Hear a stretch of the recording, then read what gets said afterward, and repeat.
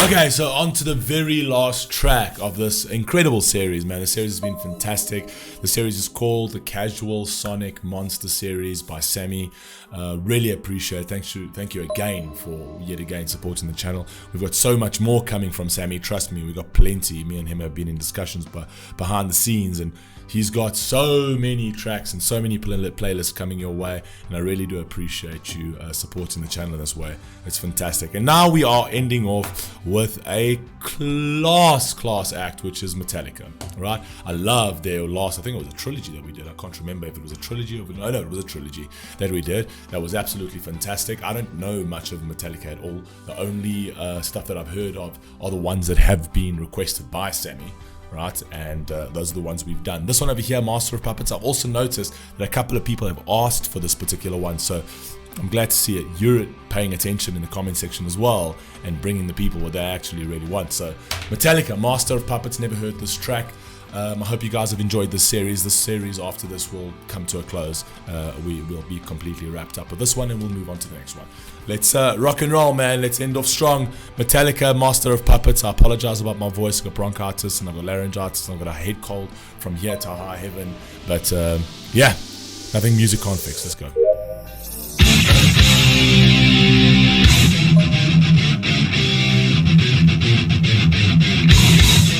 Uh-oh.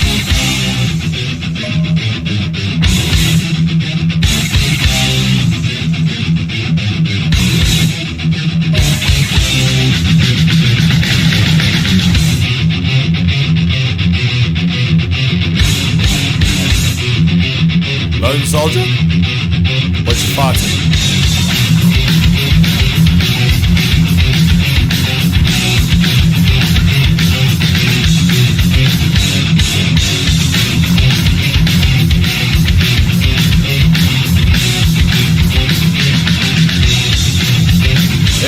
Obey.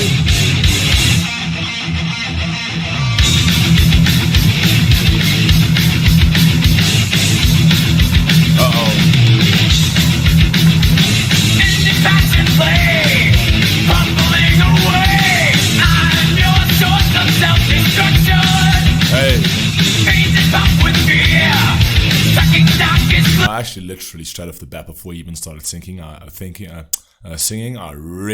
already thought, just from the visuals over here, thought that this was a song about drugs. Like, no doubt, over there, talking about the Lone Ranger obeying what? Obeying the addiction. Or the graphics really help in terms of like the labyrinth and the maze and having to sort of tackle that on your own. In terms of the crossover there, which sort of a lot of people turn to religion to try and get rid of their addiction, right? They turn to something that's more powerful than them.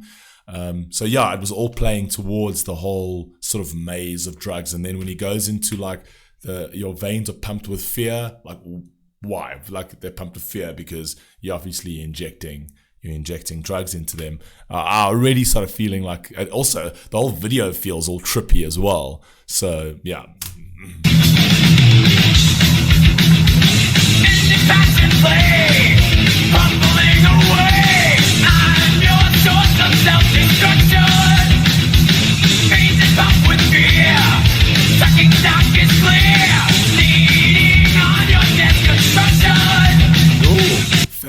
What did he say there? Just give me a second. Sucking dark.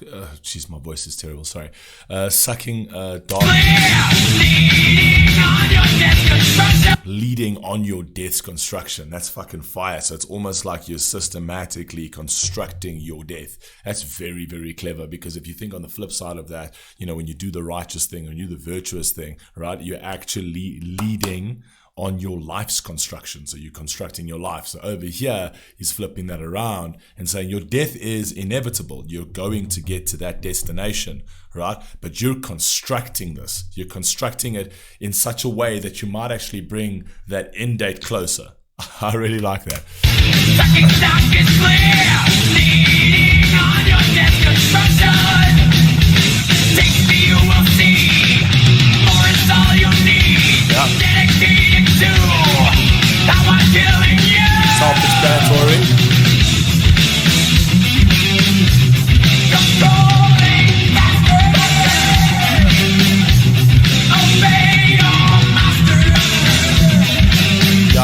see how it was going to play into the Master of Puppets, where it's almost like the roles are reversed essentially.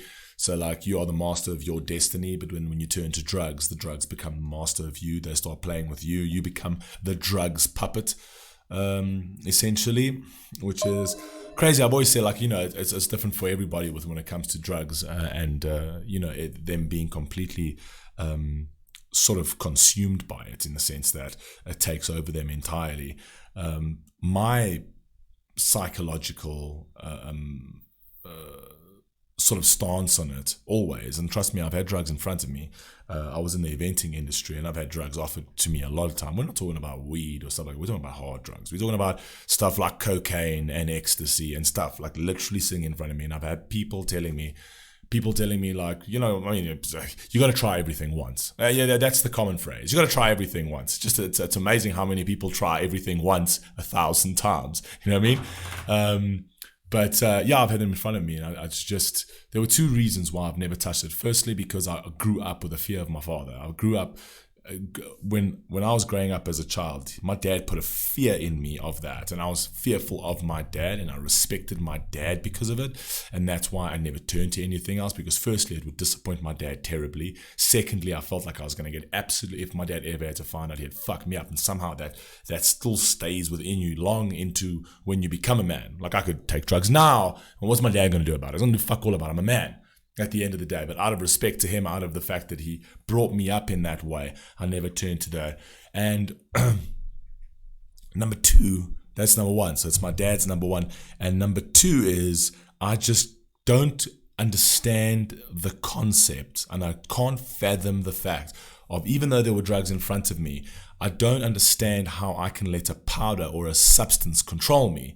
Do you know what I mean? It's like, how weak-minded do I have to be to allow that? And I know people are different. I'm not calling, you know, to a certain degree, it is weak-minded at the end of the day. It is, like, for people to sugarcoat that and be like, oh, no, it is weak-minded. It's the fact that, you know, you're letting a substance control you. Like, I understand if, like, a human being plays a game better than me and manipulates me into certain things, and I'm like, fuck, you're smart, man.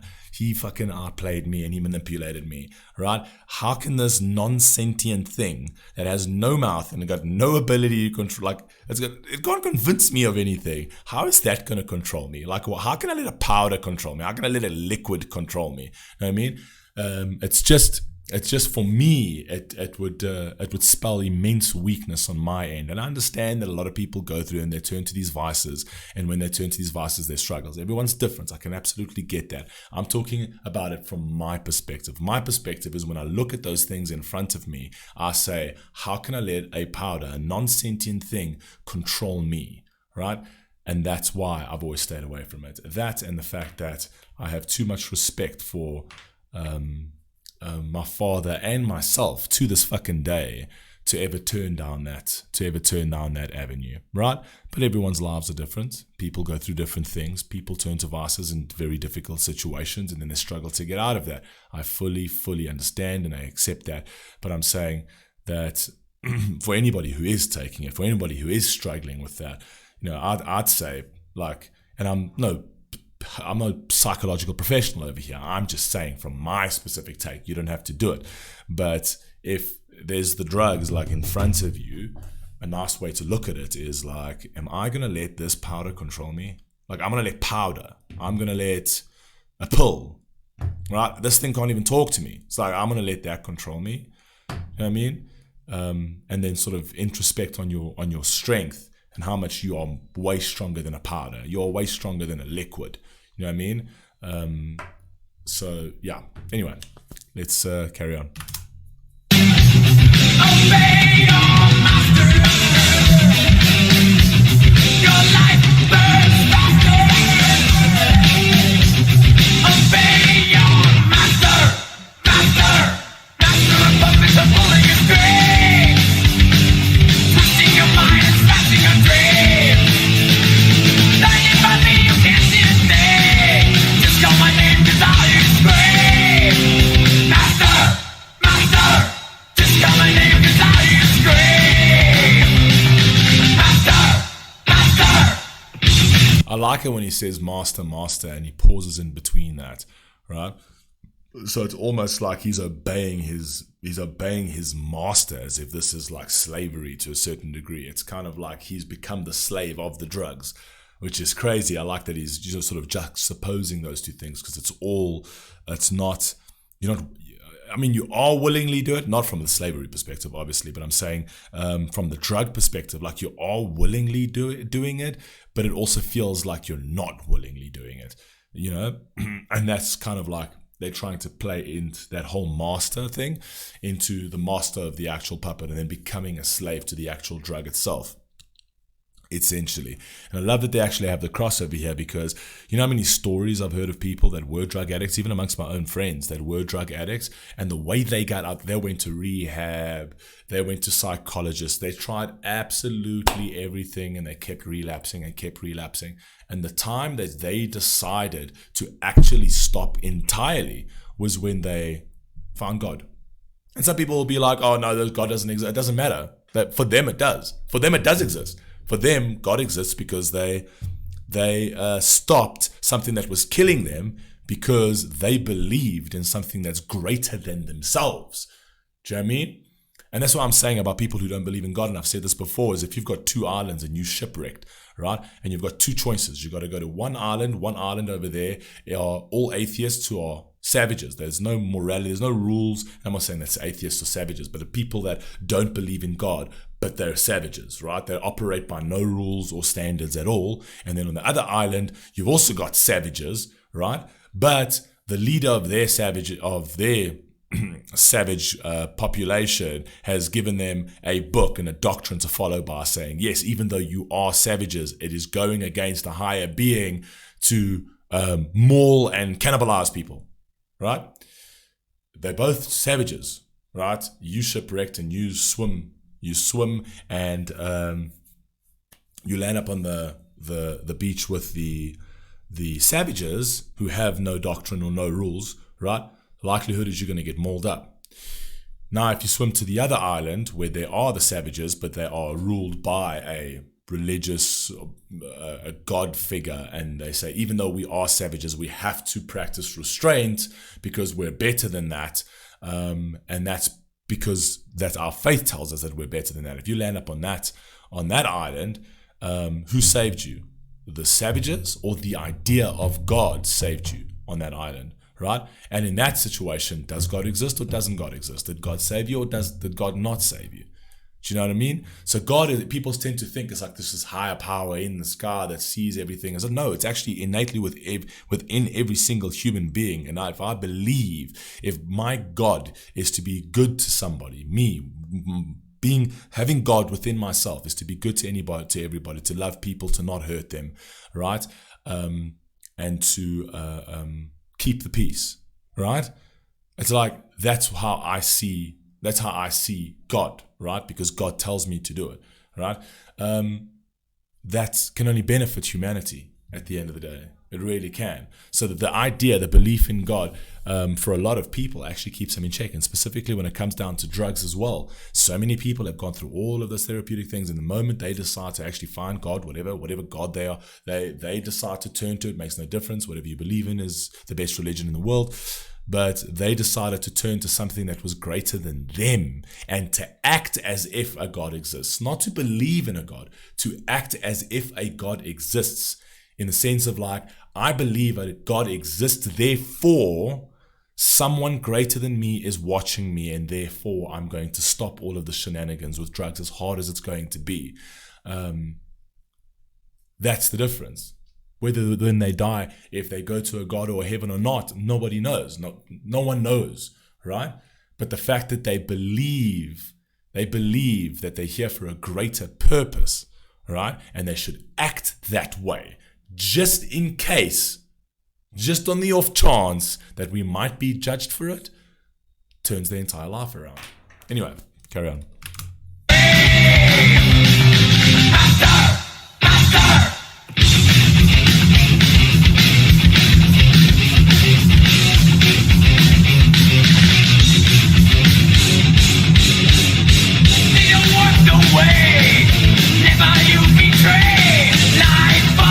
Becoming clearer, pain monopoly. I really like that life of death becoming clearer. That's fire. Fire, fire, fire. I actually just like the way he's flipped over that. It's a life of death. So it's like you're not, you're not living to live. You're living to die, essentially. So it's a life of death. You're incrementally dying. I think if you really go philosophical with it, everyone's incrementally dying, right? From the moment you're born, you're not busy living. You're busy dying. That's why it's important to live. Do you know what I mean? That's the crazy sort of difference. Everyone looks at it differently. It's like, as you're born, it's like, I'm busy living. No, you're busy dying. That's why you need to live. That's why you need to accomplish things. That's why you need to carry out your purpose and, find your meaning in this existence. Is because the clock is ticking. You're busy dying. You know what I mean? You don't have that much time. So anyway, carry on.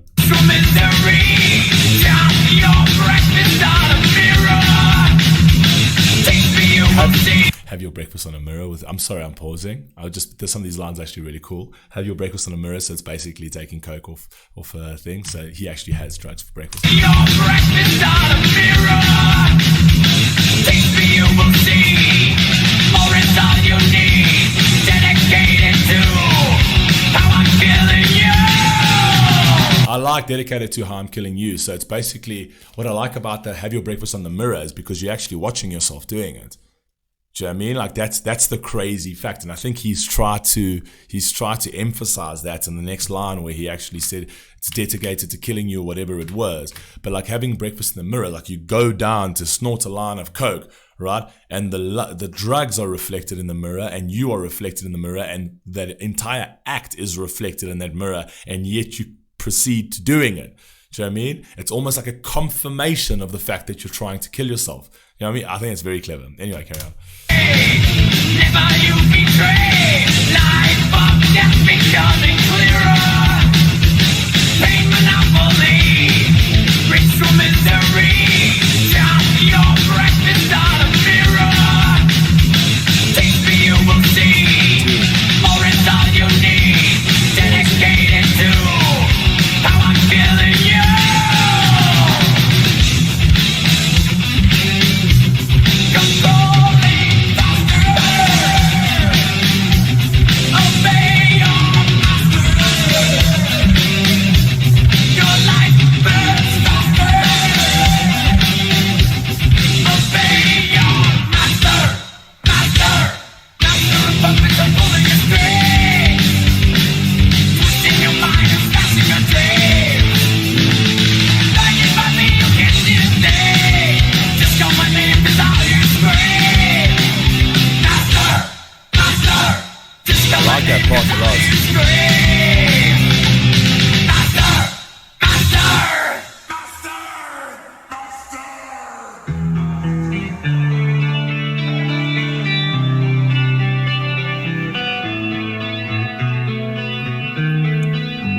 Very clever with the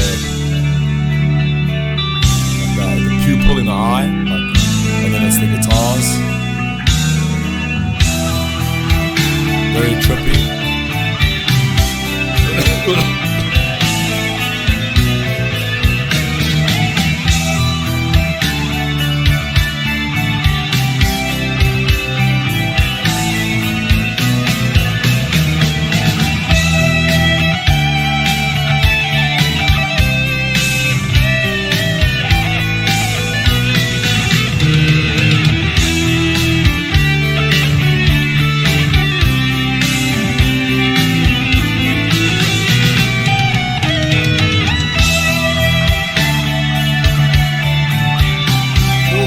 Instrumentation here is very good.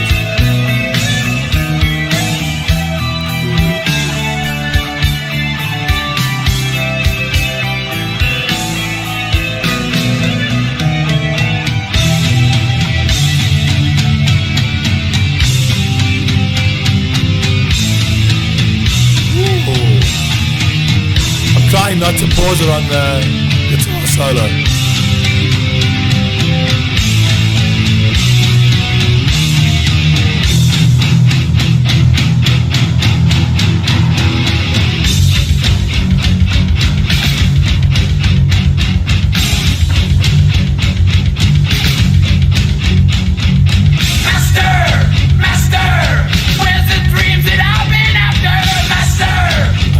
Doing over here, even with the instrumentation, it they're trying to make it sound as dark as possible, even with that electric guitar where it's like they just drum dum dum dum dum dum dum dum, like almost trying to like sort of represent the chaos in your mind when it comes to this drug and represent the agony of it, right? The agony of having it and the agony on the other side of that not having it, essentially. So it almost feels like you're trapped, and it always feels like this is just this monotonous progression of just toxicity that's just engulfing your life, which I think is really, really beautifully represented in this over here. Very cool. Master, where's the dreams that I've been after? Master, promised only lies. Laughter, all I hear or see is laughter. That plays into the justification, like where's the dreams? Because someone would be like, oh, if I take this, it'll sharpen up my mind, and I can do things, I can operate better, it'll optimize what I do and shit like that, right? So everyone, like a drug addict, will always try and justify the reason for them taking that drug. It's for this reason, it's for that reason, or they'll justify how they're not doing, I've got it under control. You know what I mean? I only have it like 4 times a week. I've got it under control. You know what I mean? I only have it 4 times a week, and I promise you, I can stop anytime. The moment this bag is finished, I'll stop. You know what I mean? Like that. That's actually what happens over here, right? And that's what I'm saying. It's consistently being controlled. So even though it's a substance over here, it does feel like that substance is kind of like that gooey shit on Venom that like sticks to you and you can't get off. And it's like this demon that completely encompasses you. And the more you try to pull it off, right, the more like it just extends its tentacles and it just won't let go of you. And that battle's like hectic. You know what I mean? Actually, Venom is actually quite a good sort of an analogy for it, because it is exactly like that. That's how drugs kind of like it consume you, just knowing from like addicts, right? And from even speaking to addicts, friends of mine that were addicts. That literally said, I promise you, it's this thing where you want to shake it off, but it just you can't. It's like you try to take this off. It's almost like you're pulling off your own skin, right? Because you feel like it's toxic, but it just keeps growing back, and it's like that kind of vibe. So anyway. Laughter, all I hear or see is laughter, laughing at my cries.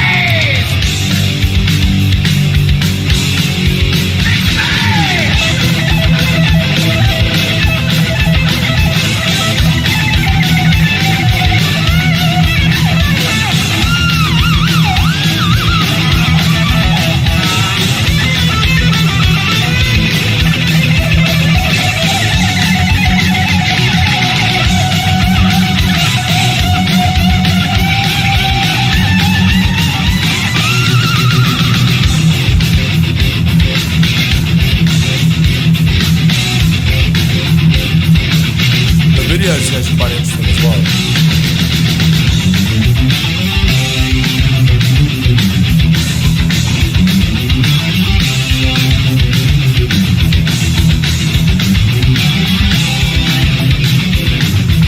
I love the song though.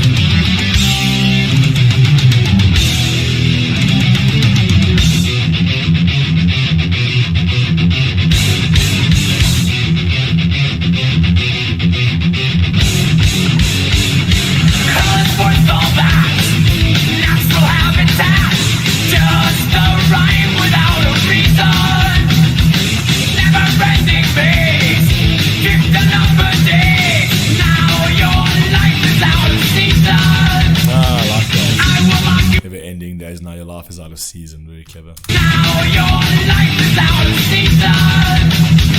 I will occupy. I will help you die. I will run to you. Now I rule you too. Controlling doctor. Obey your master. Your life burns faster.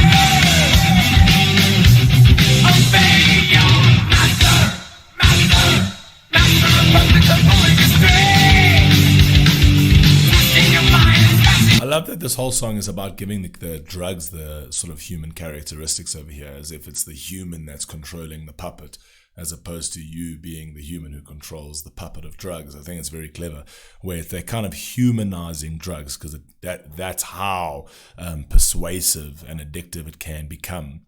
That you almost give it like human characteristics, essentially, as if it has the ability to sort of convince you, as if it has the ability to give you some level of argument, right, to get you to take the substance, essentially. It's almost like calling the drugs the salesman, you know what I mean? But it's not. It's just there, right?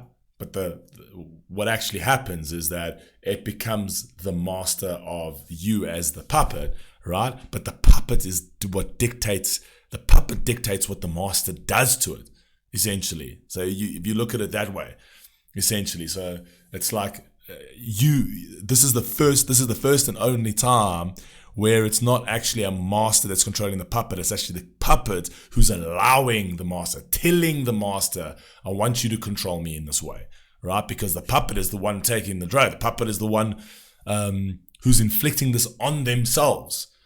I mean, it's actually quite an interesting little sort of switch up over there. But anyway, carry on.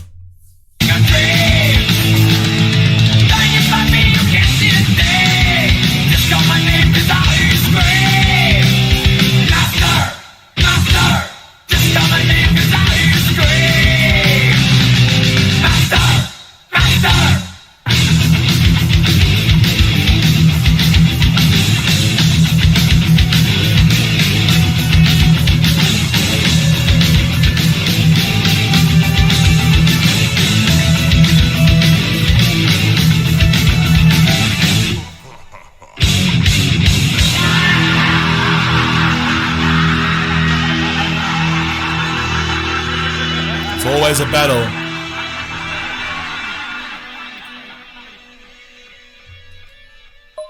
Very cool. This song is one of those songs that are really cool to review. Like, I really enjoy reviewing songs like this, but not a song that I'd put on my playlist, because sonically it would get too annoying for me. Right? I know a lot of people will disagree with that, which is perfectly fine.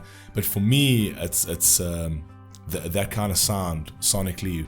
If I had that on a playlist, and because it's so long, I mean, it's 8.5 minutes, I'm telling you now, by the 4th or 5th minute, if it just plays in a shuffle and I'm hearing that, I literally turn to my wife and like, please put that off, or change the fucking track, please.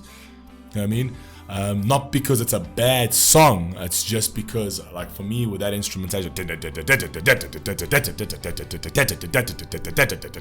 that for me just doesn't play into my sort of tastes, essentially. But actually reviewing and listening to it, you can actually see the actual talent. I mean, you can see the talent in the instrumentations, the talent in the writing. It's actually brilliant. It's a really, really good song, right? And it's a song that I think people have to listen to and to sort of introspect in their own life. But as a piece of music that is sort of palatable for me, when just listening to music in an everyday sort of circumstance, like, that sound would get a little bit too monotonous for me. That's just my view. You guys let me know what you think down below. And that wraps up the series, man. It's been a great series. I know we stretched it over the weekend, but yeah, I love you all, man. Please stay safe, please stay healthy, and I'll catch you on the very next one. Peace.